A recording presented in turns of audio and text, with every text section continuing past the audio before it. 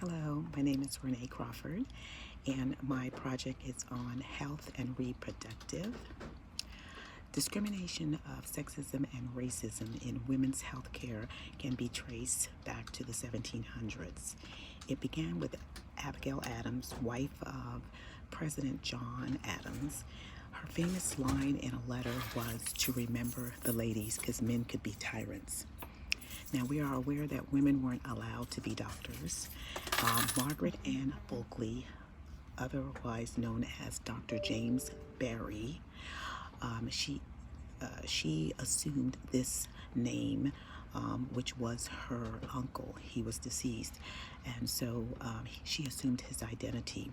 And she worked as a male doctor for 56 years, and this was in 1812. She couldn't, this is the only way she could practice medicine. She was not the only one to go through great lengths. There were so many that have done the same as she. She's also known to perform C-sections in Africa.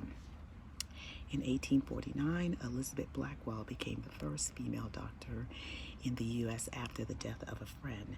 She stated that if the friend had received care from a female doctor, it would have been a better outcome.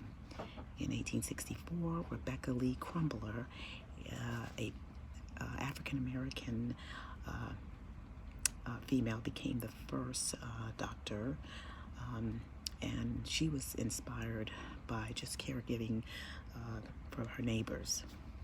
In 1874, the London School of Medicine that was established for women in Britain trained women to become doctors.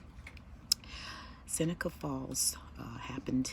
The Seneca Falls Convention happened in 1848, and this was the Women's Right Convention that led to the women's suffrage movement, which led to the liberation movement and was also considered the second wave feminism.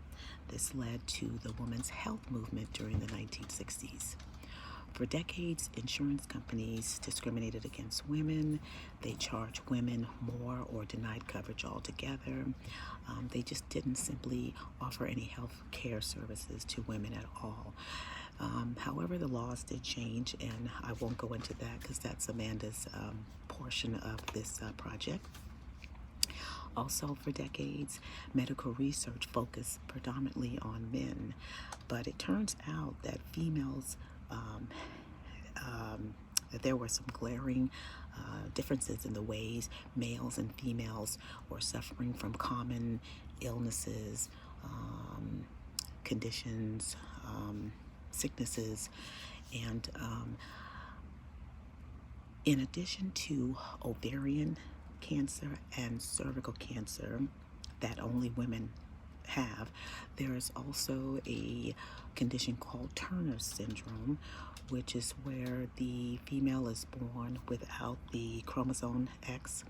And then there's Rett syndrome, R-H-E-T-T, where little girls' brains are not fully developed in utero.